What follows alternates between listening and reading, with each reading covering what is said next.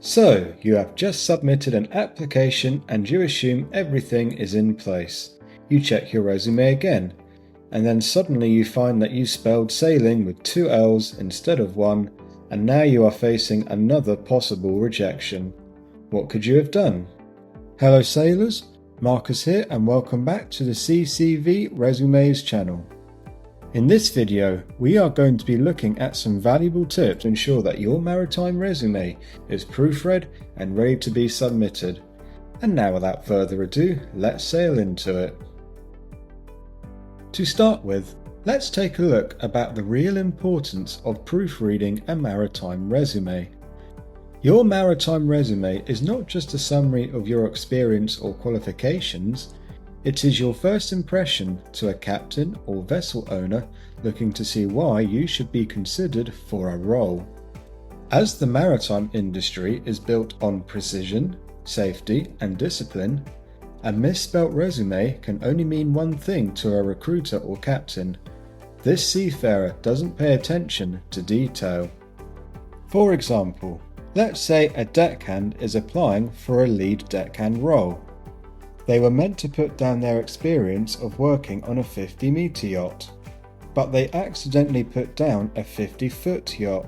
Not only is this information misleading, but the candidate has listed a vessel that is completely different in terms of size and category. It can happen to even the best professionals. This error tells the recruiter or captain that this candidate is not checking critical information and will most likely not get the role. Let's now take a look at some common errors to watch out for and how to correct them. First up are spelling errors. This is easily done if you are typing quickly or are in a rush to get in a last-minute application. Even simple words can get mixed up. Ensure that you check back on your work after you have written out a piece of information. The last thing you want to do is spell captain with no I. Along with spelling is grammar, which can also be errored through rushed work. Getting this right will make all the difference for your application to look good. This comes by using the right wording and tense. For example, you would be writing in the past tense for your previous roles and in present tense for your current role in your resume. Next up, listing the wrong dates for work experience is also something that can happen if a resume is not checked over properly. Mistyping dates can have a huge impact, especially if it causes your work experience to overlap or have a huge gap in what would appear to be no employment. You can correct this by typing out the date slowly with care or even checking back on past contracts. Lastly, let's look at certificates. Incorrect certificate details are something that can arise. For example, your SDCW certificate may have expired, or that you put down that you have Yachtmaster Coastal when you only have the RYA Coastal Skipper, both of which are two different certifications. Check your qualifications, certifications and dates to ensure that you have the right details. Make a note if you have to, and this will help everything be in place. If you're enjoying this video so far, then be sure to leave a like and sail into that subscribe button. It really helps the channel to grow and you'll get more content just like this every week. Next up, we are going to be looking at some proofreading tips that you can utilize for your resume or application.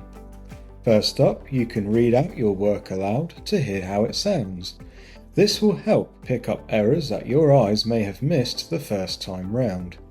Secondly, if you have access to a printer, you can print out a copy and see how it looks on paper. Having a hard copy in hand can also reveal hidden errors when seen in a slightly different format. Thirdly, you can use spelling and grammar tools or apps for finding mistakes in your writing. Grammarly is a good tool for identifying the basic mistakes, along with using spell checker on Microsoft Word. However, they will not pick up a wrong ship name or specific number such as for a certificate, so bear that in mind when using. Fourthly, it may be worth getting a resume expert or maritime mentor to proofread your work. This is worth it, as not only will you have another set of eyes looking at what you have written, but you will have people with experience in landing a job give you that extra assurance. And lastly, as stated in the previous section, take your time and check back on your sea time and previous experience of what you did. Think carefully and do not rush into writing something quickly. The extra minutes of professional writing will make all the difference. Check back on your role duties, certificates with numbers, expiry dates, and how you can write all the information out professionally. For an overall recap, let's now take a look at a 7-step final checklist before you hit the send button for your next application. Number 1. Review your spelling and grammar. Ensure the basics are correct and no words stand out wrongly. Number 2. Ensure your previous experience is correct, especially if you have worked on vessels. If you have worked on vessels, then ensure that the vessel name and size are correct, as well as any identification numbers if applicable. Number 3. Make sure all your work experience dates are correct and do not overlap or leave a bigger gap of unemployment than need be. If you do have a reason for an employment gap, make sure to explain it. Number 4. Ensure that your certificates are in date and correctly listed with the right identification. Also be sure to double check what qualification you have. Number 5. Keep the font layout consistent. Whilst it is okay to use bold or italics in some instances, you do not need to change the font. Having the same font will keep your resume tidy. Number 6. Ensure your contact information is up to date. This can especially apply if you have moved to another location, country, or have updated your email address. And at number 7, give your resume a professional file name. It helps to keep it simple yet easy for recruiters and captains to see who you are. For example, your name resume, and save it as a PDF. To conclude, the maritime job market is competitive, and it may take some time to land a role. Whilst the time it takes to get a new role comes down to your experience, qualifications, and connections, having a clear resume and application will help you to stand out more. Simple checks go a long way, and taking the extra time to make these checks is always worth it. Just think of the awesome moment you get invited to an interview and are told that your resume looked fantastic. It will certainly boost your confidence. If you are someone who is looking to improve their maritime resume or application, then you can connect with me on my LinkedIn, where I'll be posting other tips and connecting with my followers. You can find my LinkedIn in the video description below. Thank you very much for watching. If you found this video helpful, make sure to give it a like and subscribe for more maritime career weekly tips.